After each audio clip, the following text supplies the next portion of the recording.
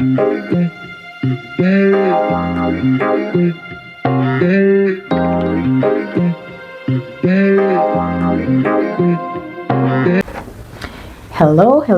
good humans. Welcome back to my YouTube channel. It's your girl Nyambudogori, and I'm welcoming you back to this channel where we talk about anything and everything to do with self-development, self-improvement, and becoming the best version of yourself. So if you haven't already, like, share, and subscribe, and don't forget to comment. And if this video enlightens you or helps you in any way, maybe to gain clearance or maybe to gain clarity in something that you really wanted to gain clarity on, be my guest, share on the comment section. But my intention with this video is to help you master yourself, improve yourself, and become the best version of yourself. I hope your week has been great, like mine has been, and I hope that you've made, even if it's not a big improvement, you've made even a simple one. Even if no matter how simple or small it is, it still matters. That is how habits are built, and that is how you get to master yourself. So today's video is about guys, by the way, I hope you enjoyed last week's video, and if you did, thank you. Don't forget to like the video. Today's video is all about self-mastery. I want to talk about self-mastery because it's a topic that is so dear to me. I really want to master myself, and I feel like I think every human being should be able to master themselves one way or another, emotionally, financially. Yani, you should be able to master yourself so that you cannot be triggered by anything or anyone, or you cannot even, in short, you cannot be triggered. So today's episode, I'm just going to talk about self-mastery. And number one is, your reality doesn't have to become your identity. Yes, whatever you see doesn't have to become your identity. Just because something happened to you doesn't mean you have to become that experience. Let me tell you what I mean by that. If you get triggered at work, for example, you work in a big establishment, you have so many colleagues or so many people you're working with, for example, and they are so mean to you. Because it's not everywhere that you go that people are not. Even the mean girls theory, you know that mean girls theory, when people are being so mean to you, you don't have to reciprocate that energy. No. Your reality doesn't have to become your identity. That is the reality, but does that mean that you have to become like those mean girls? I don't think so. No, life is gonna trigger you in so many different ways that you can't imagine, and if you keep getting triggered, you're the one who's losing, because you're going to have anger issues. You're going to think that everybody hates you. People will disappoint you. I'm telling you, people will disappoint you. So many people will disappoint you. Opportunities may fail, but you don't want those emotions to control you, to spoil your mood. No, you want to master yourself, and don't let the reality around you to become who you are. You don't control what happens, you only control who you become because of it. Sometimes these things we go through, these challenges, for example, they are there to shape us and to build our resilience, because you don't know when you're gonna need the resilience. At some point in life, you're gonna need all the resilience you can or you got. And another thing, master your emotions before they master you. Let me tell you guys, most people don't lose because of their problems. No, most people don't lose because of their problems. Most people lose because of how they respond.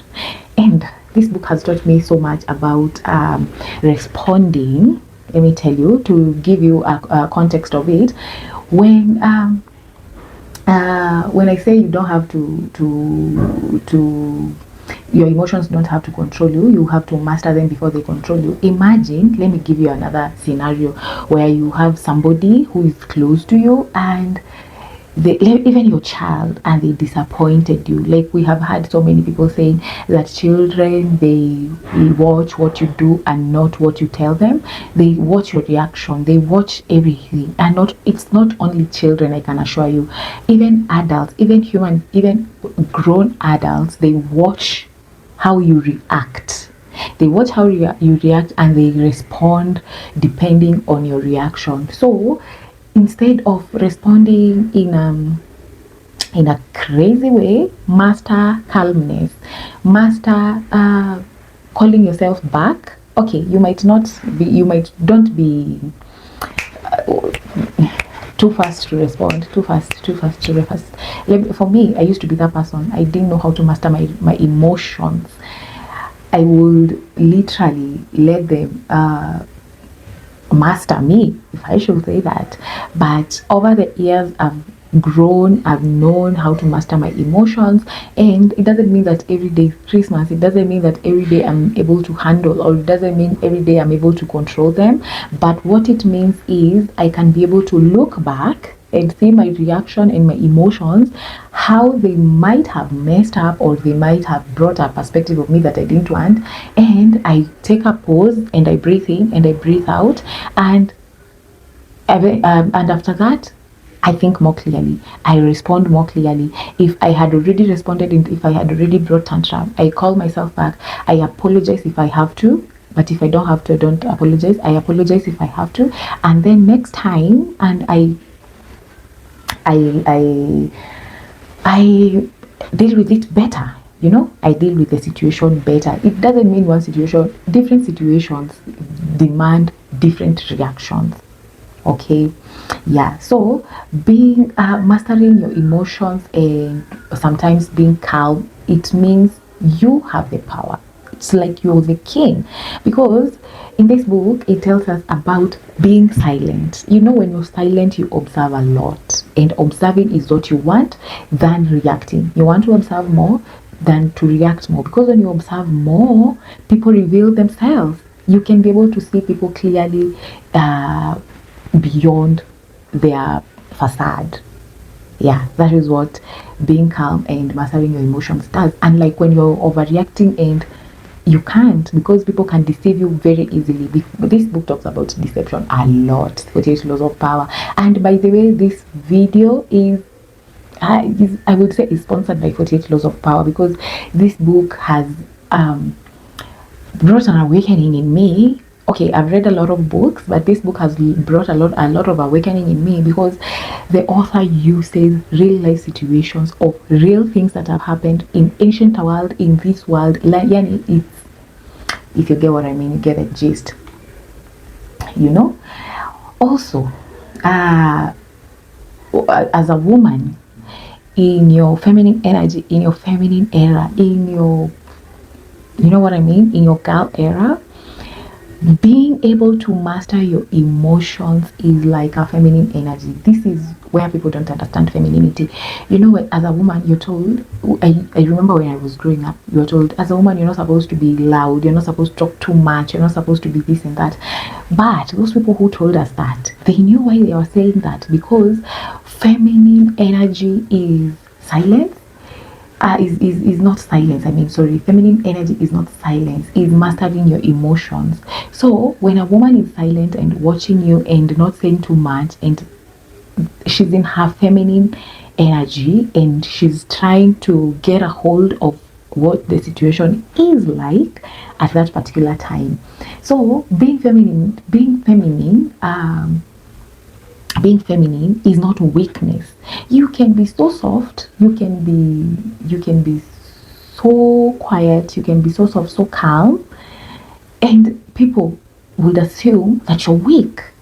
Being loud, when I used to think being loud, being all over the place, having always having opinions, it meant being strong.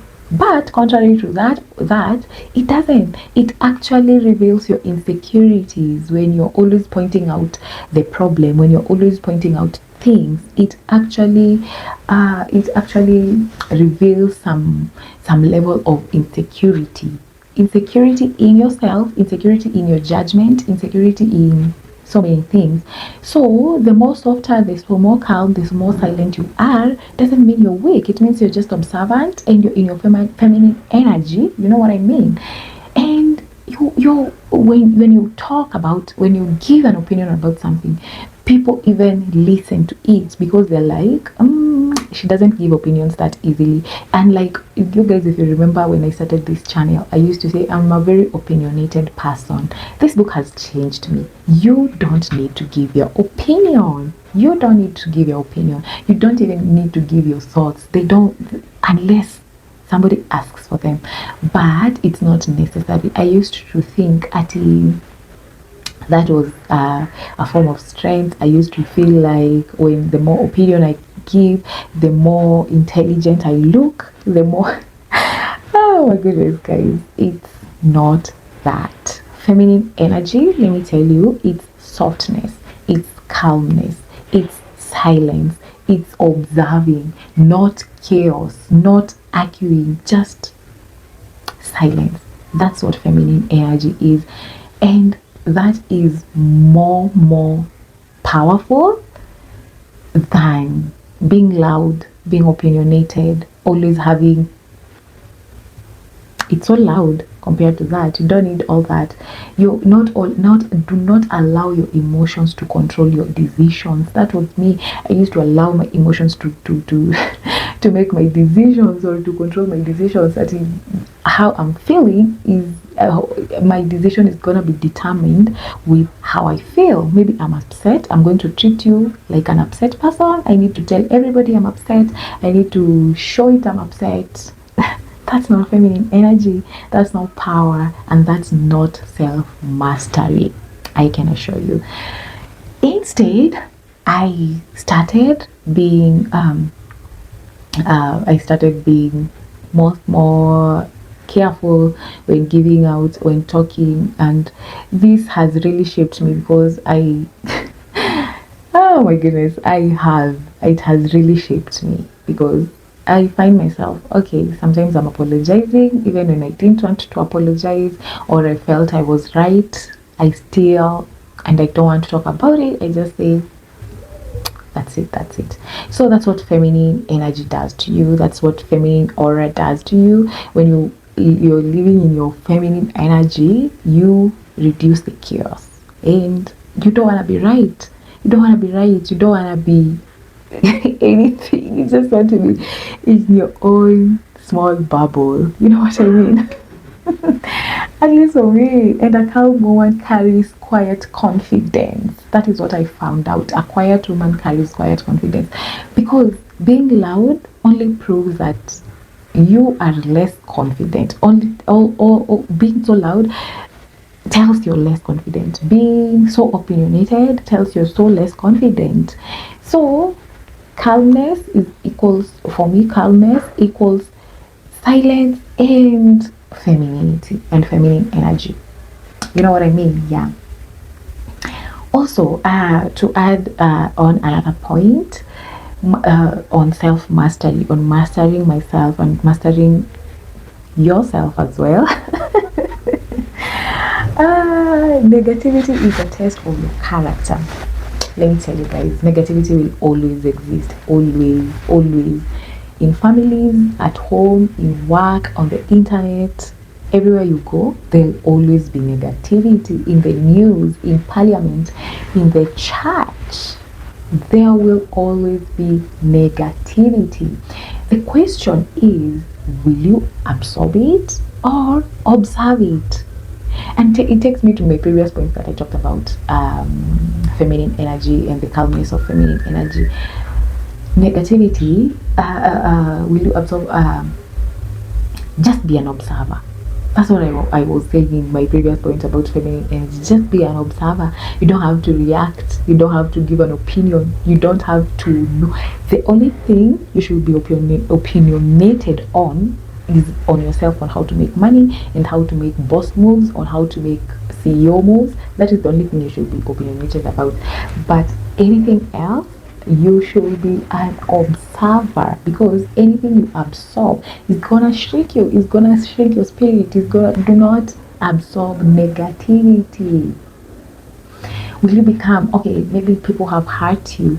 Do you need to go and that used to be me. I need to point out every single detail. Hey, you have wronged me in this and this way. That is so unfair. Please, girl. Life is unfair itself. Life is unfair itself. So take that bitter pill, swallow it, and be fair to yourself. You don't have to become more like your pain. Be more of your purpose, you know? And your purpose is to live authentically. My purpose is to become the best version of myself. My purpose is to beat my previous self. That's my purpose. My purpose is not to absorb all the pain, all the hurt, all the negativity, all the gossip. That's not my part. I'm not going to absorb that.